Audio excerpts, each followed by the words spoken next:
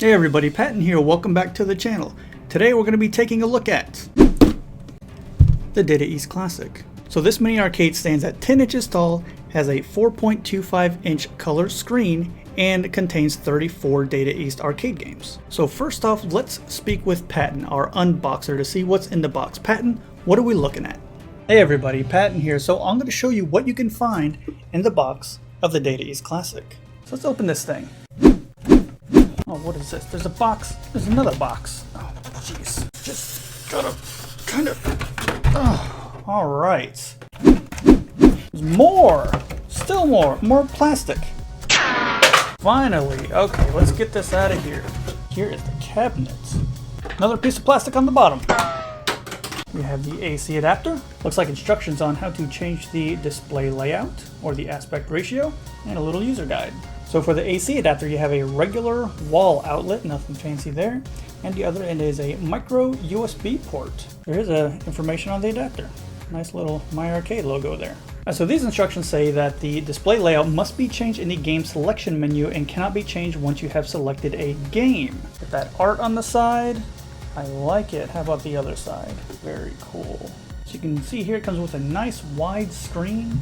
You have the direction button with the included arcade stick, the coin, back, and start buttons, and then the A, B, X, Y buttons. Down here you have the coin slot button, which functions as the power button. On the back of the machine you have the speaker, and then the volume up and down buttons, as well as a headphone jack. On the bottom you have the micro USB input. So just as a quick test, I plugged in a micro USB cord to the back of this and plugged that into my computer. So let's see if that's enough to power this. Looks like it. So there you go, that's everything that comes in the box for the Data East Classic. So I mentioned this system has 34 games included, so let's take a look at those games real quick.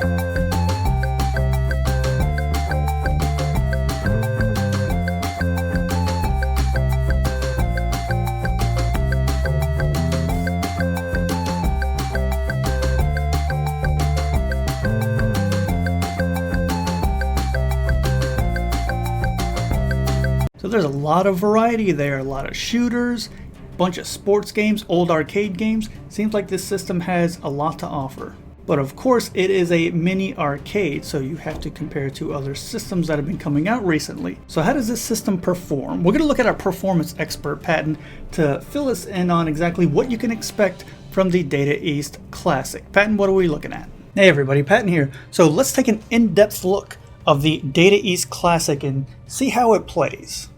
Alright, so let's check this thing out. I'm gonna hit the power button, which lights up nice. Also, I didn't mention this before, but it does have two strips of rubber on the bottom to prevent the machine from moving around while you play it.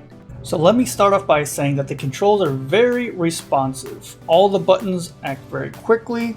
Everything does what it's supposed to. This little joystick though, I was playing a little bit and this becomes loose very easily. You just twist it, just screws right off. So here's the main menu. It actually looks really nice. There's no sound here. As we go through the different games, no sound effects, no music. To scroll through the games, you just hit down on the joystick. To scroll through many, you just hit left or right, and it goes to the next screen of games, so that's not too bad. Just hit the start button to start any game. And these are not Nintendo ROMs, they are the official arcade ROMs, the actual arcade games. Hit the coin button to insert a coin. Then hit start to start the game, and you're all good. The speaker on the back works really well. Let me back up real quick. You'll notice as you decrease and increase the volume, this is running on an Android operating system. And like I said, these speakers get really loud. We're gonna crank it all the way up. Very loud. This would actually probably annoy somebody in the next room, so it's a good thing they included the headphone jack. Oh yeah, that's super loud.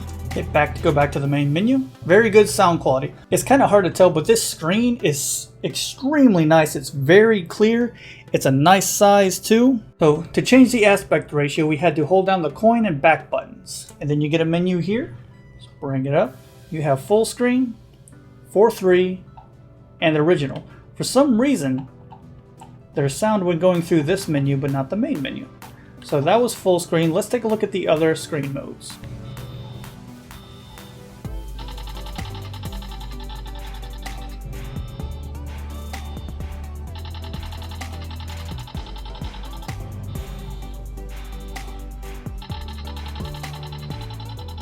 So that's something I wasn't expecting. I was very impressed that they included different screen modes. To be honest, I think my favorite might be widescreen or 4:3. The original seems kind of small and squished together on the screen, but with widescreen, normally the games look like they're stretched out, but it didn't look like that on this system. It looked really nice. So I'm going to start a quick game of Caveman Ninja, which is Joe and Mac, just to show you guys how responsive the controls are. So let's coin up. Now I'm not really sure how to use this joystick. Like in the arcade, I would grab it. It's more slender, it's not round.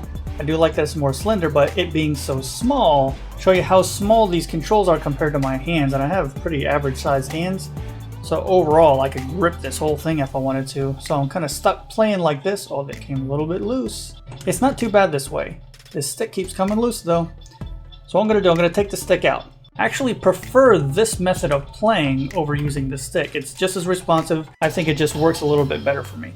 The problem is when you're using it like a controller, normally your hands would be underneath. But when I'm playing, I feel like I want to hold it from the bottom and play this way, which obviously you can't because you'd be like this. You wouldn't be able to see the screen at all. So keeping it on a flat surface isn't too bad. This is still my preferred way of playing though. So I'm very impressed with the overall quality of this for not hearing anything about it and being not impressed the last time I used something from my arcade. So I would definitely get rid of this. It's kind of useless. It comes off every single time I play. Just stick with the directional buttons and the buttons over here and you're good to go. So who is this system for? Well, if you're a Data East fan, I absolutely recommend this system. It does have a very large variety of games, 34 games for $80. That's pretty good. The controls are really spot on, except for when you are using that joystick. It comes off real easy, so I recommend taking it off. So is this worth $80? Well, it does play nice, but the huge downside to me is that there is no video output on this. You cannot play this on a TV. So I don't really recommend this for anyone thinking they're going to get some hardcore gameplay from this system. This is more something that you would keep in an office or show off to your friends, or keep in like a game room for every now and then. But if you're looking to use this for any kind of hardcore serious gaming, I'd have to recommend something else. Considering that the company My Arcade brings out these random arcade games every now and then, they have a lot of them. They run about $20 to $25 for 1 to 3 games. This has 34 for 80, so in terms of My Arcade status, this is a really good deal. So overall, I think this is a good item for collectors or fans of the company, not for serious gaming. On the emulation front, well, there's 34 games on here, for now. And you're stuck with using these controls, for now. So there you go, that's my review of the Data East arcade cabinet. Stay tuned because I'm going to cover a little bit more on this system that I didn't get to talk about in this video. Thank you all so much for watching, and I will see you next time.